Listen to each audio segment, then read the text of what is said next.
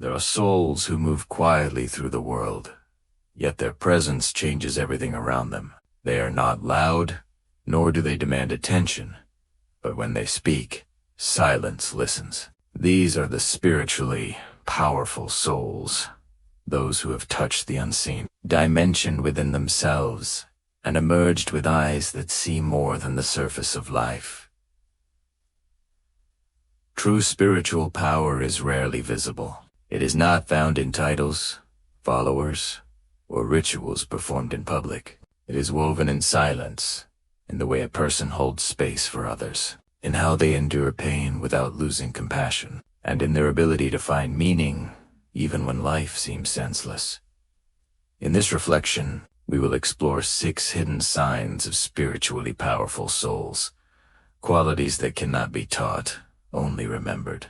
They are the subtle imprints of awakening, the quiet evidence of an inner alchemy that turns pain into wisdom and solitude into light. The first sign is depth of perception. Spiritually powerful people do not look at life from the surface. They perceive the symbolic layer beneath appearances, the emotional, psychological, and energetic truth. The most overlooked. Where others see coincidence, they see synchronicity. Where others judge behavior, they sense wounds. They are not easily fooled because they have learned to read what is not said. This depth of perception often begins with suffering. It is through heartbreak, loss, or isolation that they learn to see beyond illusion. Pain broke the surface of their ordinary sight and forced them to look deeper into motives, patterns, and meanings. Through that descent, they discovered the invisible structure of life. They have eyes trained by shadow. They understand that darkness is not the opposite of light, but its companion. Every truth has a shadow. Every love, a fear. Every dream, a doubt. To see clearly is to hold both without turning away. Their intuition often feels like ancient memory, as if they are remembering what humanity once knew but forgot. They sense energy in words, emotion in silence, truth behind masks. This perception can feel like both a gift and a burden, for to see deeply is also to feel deeply. They may walk through a crowd and sense unspoken pain, or meet a stranger and feel the echo of their story.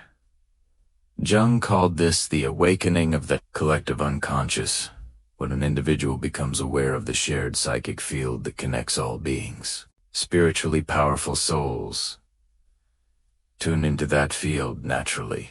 They live in a world where meaning is alive, where dreams speak, and where symbols whisper the language of the unseen. Yet this depth does not make them superior. It makes them humble. For the more one sees, the more one realizes how little can truly be known. Their wisdom carries gentleness, not arrogance. Their insight invites others to look inward, not outward for answers. If you have ever felt that you notice what others ignore, that your empathy runs too deep, or your intuition sees too much, know that this sensitivity is not weakness. It is perception refined by awareness. It is the first mark of a soul that has begun to awaken. The second sign of a spiritually powerful soul is their relationship with solitude. They do not fear being alone. They seek Italiano. For them, silence is not emptiness. It is space, sacred space, where they can hear the voice that lives beneath all other voices. In solitude, the outer world fades, and the inner world begins to speak. It is in this quiet that their truest wisdom takes shape. Thoughts settle like dust after a storm. Emotions surface, not to torment, but to teach. Here, they meet themselves. Not the version shaped by society, but the one that exists when all masks fall away. Jung wrote that loneliness does not come from having no people around you. It comes from being unable to communicate the things that seem important to you. Spiritually powerful souls understand this. They often walk paths few can follow because their journey leads inward into the depths of psyche and soul. There, they confront what others avoid. Their fears, contradictions, and unhealed wounds. This solitude is not a retreat from life. It is a return to it. Every time they withdraw, they re-enter the world with clearer eyes and a steadier heart. They are not running away from people. They are returning to wholeness. For only those who have met themselves in silence can truly meet others in truth.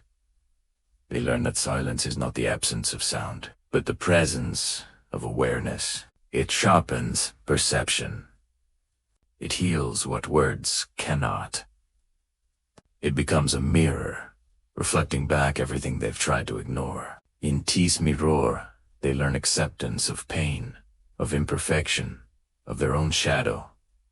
And slowly, the silence that once felt heavy becomes holy. It becomes the birthplace of creativity, intuition, and peace. They start to understand that every answer they were seeking was waiting quietly inside them all along. When they walk alone, they are not lonely. When they sit in stillness, they are not lost. They are listening to the pulse of life itself. They're attuned to something most people have forgotten, that wisdom speaks softly, and only silence can hear it. From this silence comes discernment. They no longer chase noise, approval, or recognition. Their power grows quietly, like roots beneath the soil, unseen, but unshakable. When they speak, their words carry weight, not because they are loud, but because they come from stillness. Those who misunderstand solitude see it as isolation, but spiritually powerful souls know that solitude is connection.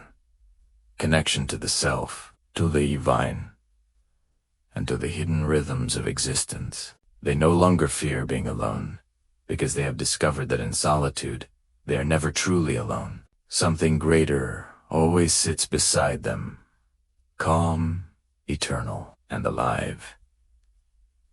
This is the second mark of spiritual power, the courage to be still, and the grace to find peace in the quiet corners of the soul. The third sign of a spiritually powerful soul is their ability to transform suffering into wisdom. They are not untouched by pain, they are shaped by it. Every scar tells a story of survival, but also of awakening. In the beginning, pain feels like destruction. It breaks the illusions we built around ourselves, the identities, the attachments, the dreams we thought we needed. But in that breaking, something sacred begins. When everything familiar falls apart, the truth that cannot be destroyed finally comes to light. Spiritually powerful souls do not escape suffering. They descend into it, not out of desire, but out of necessity. They know that what we avoid in life controls us, but what we face transforms us. Through that descent, they meet their shadow, the forgotten, wounded parts of the psyche that cry out for recognition. Jung called this the process of individuation, the journey of becoming whole. It is not a path of comfort, it is a path of confrontation. To become whole, one must meet both light and darkness, low and fear, creation and destruction, and hold them together in understanding. For the spiritually awake, pain becomes a teacher. Each wound reveals a truth. Each loss uncovers what truly matters, and each heartbreak opens the heart wider than before. They begin to see that suffering is not punishment. It is invitation, an invitation to shed false identities, to surrender control, to find strength not in resistance, but in acceptance. When they suffer, they ask not why me, but what is this trying to show me? This question changes everything. It shifts pain from meaningless torment to meaningful transformation. They realize that the fire that burns also purifies, that what breaks them also remakes them. Through pain, they learn empathy. They understand that others' wounds are not separate from their own. They stop judging. They stop pretending. They begin to live with humility, compassion, and awareness. Over time, they no longer see suffering as the enemy. They see it as part of the sacred rhythm of existence. Birth, growth, death, and rebirth. They understand that even in darkness, the seed of light is growing quietly beneath the soil. When you meet a soul who has transformed their suffering, you can feel it. There is a calmness in their presence, a wisdom in their silence. They no longer seek to avoid pain, but neither do they invite it. They simply accept it as part of being alive, and through that acceptance, they transcend it. They have learned that suffering refines love, that the deepest compassion comes from those who have suffered and still choose to remain kind, that true strength is not the absence of pain, but the courage to keep the heart open despite it. So if you find yourself in darkness, remember that you are not being destroyed, you are being transformed. The light you seek will not come from running away from pain, but from walking through it with awareness.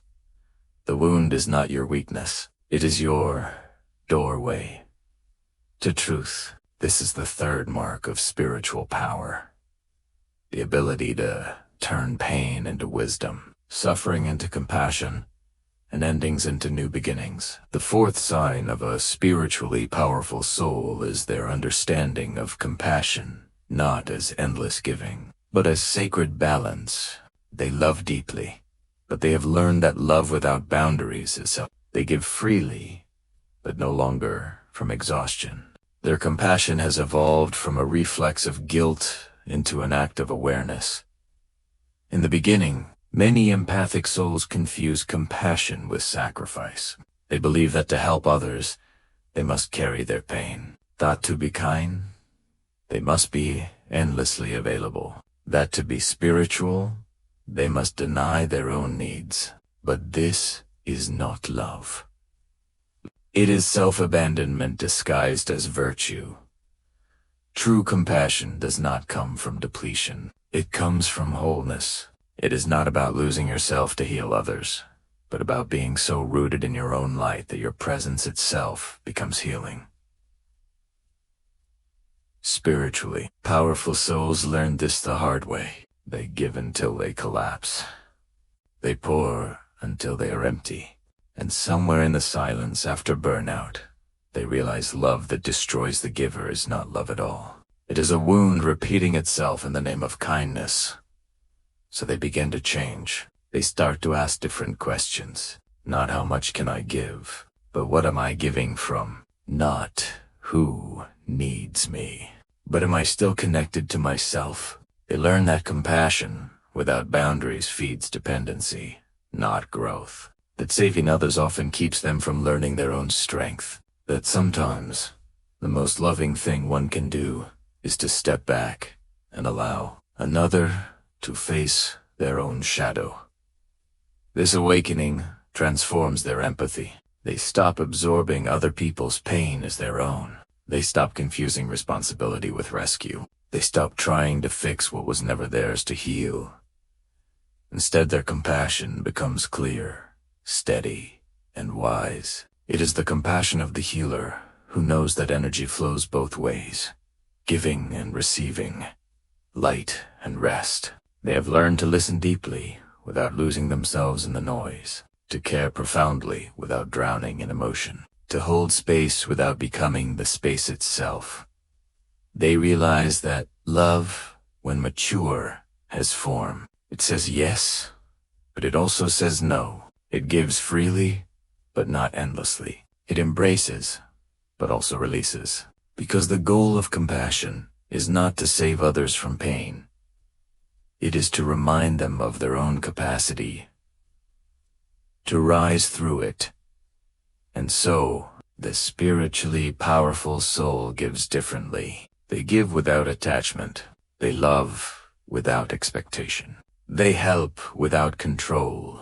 Their presence alone becomes medicine, because it flows from self-awareness, not self-neglect.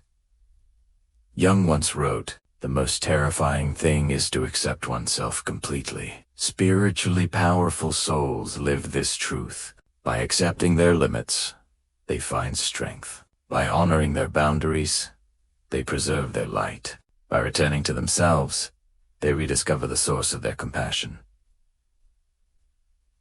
If you are one who feels deeply, remember your sensitivity is not a curse, but to protect it, you must build gates, not walls. You must know when to open and when to close. You must TV. Not from fear of being unloved, but from fullness that cannot help but overflow. True compassion is not martyrdom. It is mastery, the mastery of energy, emotion, and love. It is the balance between heart and spine, empathy and clarity, presence and space. This is the fourth mark of spiritual power, the ability to love deeply without losing yourself, to serve the world while still belonging to your own soul. The fifth sign of a spiritually powerful soul is their harmony with the shadow. They do not fear their darkness. They study it. They do not deny their flaws. They befriend them. They understand that true light is born from the union of opposites, not from the rejection of what is uncomfortable. Most people chase only the light. They want to be positive, pure, enlightened, untouched by the miasmas of being human. But in doing so, they become fragmented. Living only half of themselves, they repress anger, sadness, envy, and desire, believing these are signs of weakness. Yet the more they suppress, the more those energies control them from the shadows. The spiritually powerful do something different. They turn inward. They face what others flee. They know that the monsters in the dark are not enemies, but messengers, symbols of what has been exiled from consciousness, waiting to be understood. Jung wrote, "One does not become enlightened by imagining figures of light, but by making the darkness conscious." This is the essence of spiritual maturity. Not the denial of shadow, but its integration, to bring awareness to the hidden, to bring compassion to the rejected, to bring understanding to the feared. The spiritually powerful soul looks into their own darkness and sees potential. Raw energy waiting to be shaped by awareness. They learn that anger, when integrated, becomes strength.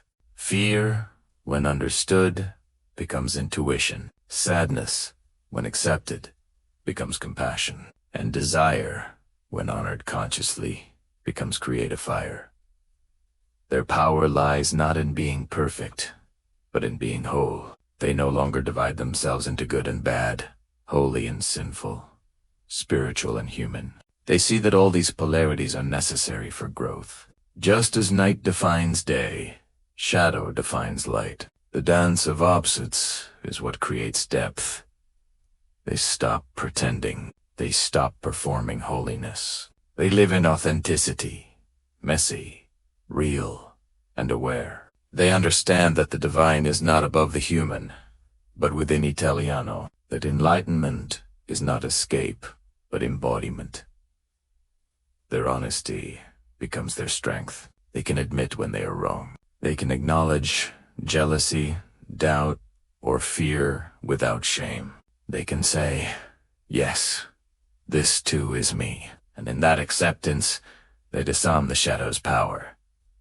The integrated soul moves through the world differently. They no longer react blindly to others, because they have met those same parts within themselves. They no longer judge harshly, because they know what it means to struggle with the unseen. Their compassion deepens, their presence softens, and their wisdom becomes grounded in reality, not fantasy. They have learned that healing is not about erasing the dark, but teaching it how to hold a candle. They no longer seek to be pure. They seek to be complete. And in that completeness, they find peace. Not the peace of avoidance, but the peace of understanding. This harmony between light and shadow is rare, for it requires courage to see all that you are without turning away. But those who do become luminous from within. Their presence carries weight, calm but powerful, gentle but unshakable. They radiate authenticity, because nothing within them is denied.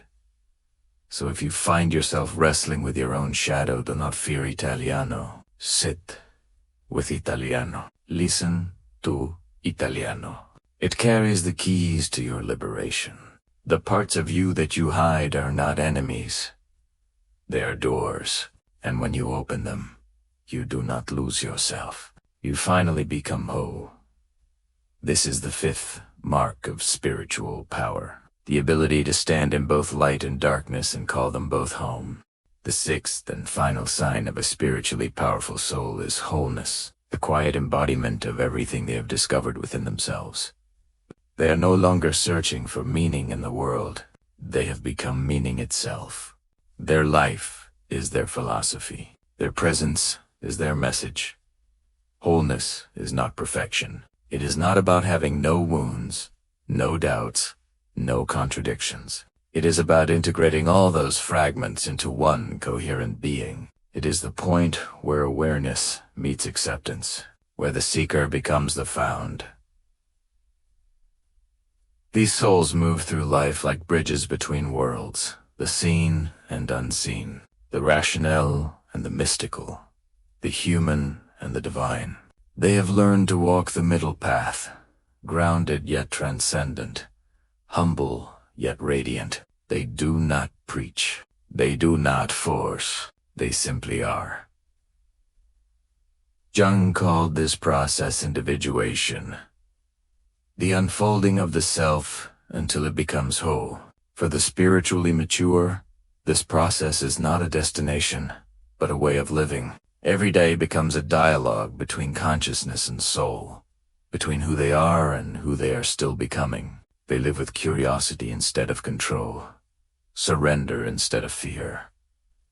Their power no longer needs validation. They do not chase recognition because they have nothing left to prove. They do not seek to impress because they have learned that authenticity is their only real authority. When they enter a room, the atmosphere changes. Not because of what they do, but because of who they are. Their energy speaks in silence. Their presence comforts and awakens. They have found freedom in simplicity. They are content with less because they have discovered abundance within. They are not enslaved by time because they live in the eternal present. They do not cling to the past, nor anxiously reach for the future. They are at home wherever they stand.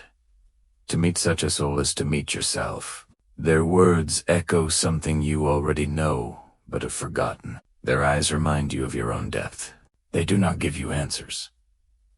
They awaken your own questions. They do not lead you. They invite you to walk beside them, in awareness. Their strength is quiet, but it is unshakable. Their peace is deep, but it is alive. They are not saints. They are mirrors. Mirrors of what every human being has the potential to become conscious, compassionate, and whole. They have integrated the sacred and the ordinary. They can meditate and still laugh, pray and still cry, dream and still do the dishes. They no longer divide life into spiritual and mundane, because they see the divine moving through everything, through pain and pleasure, through chaos and order, through every heartbeat that keeps them here. When you live in wholeness, the world no longer feels hostile. You stop fighting reality and begin to participate in it. You become both observer and creator, both student and teacher. You understand that every experience, pleasant or painful, is part of the same vast unfolding. You trust the rhythm. You allow life to move through you instead of trying to control it. This is the highest expression of spiritual power, not dominance, not detachment, but integration. To embody the self so fully that everything you touch becomes more alive. To exist as awareness in motion, love in form, consciousness in human shape. Closing Aria Felicitiones, we reach the end of this journey. Pause for a moment. Feel your breath. Feel the quiet pulse of your own existence. This, right now, is where your power lives. You do not need to chase awakening. You only need to remember what you already are. A fragment of the infinite, carrying both darkness and light, walking the delicate bridge between heaven and earth. Spiritual power is not found in ascension, but in embodiment. Not in escaping life, but in embracing it completely. It is the strength to remain open when the world closes in. It is the wisdom to love without losing yourself. It is the courage to keep becoming, even when becoming means breaking. Look within, and you will see the same truth that all wise souls have seen. You were never separate from the divine. You are never less than enough. You are only asleep to your own vastness. Now, awaken. Walk gently. Speak truth softly. Carry your silence as a gift to the world. And remember, your presence, when lived from wholeness, is your greatest form of prayer.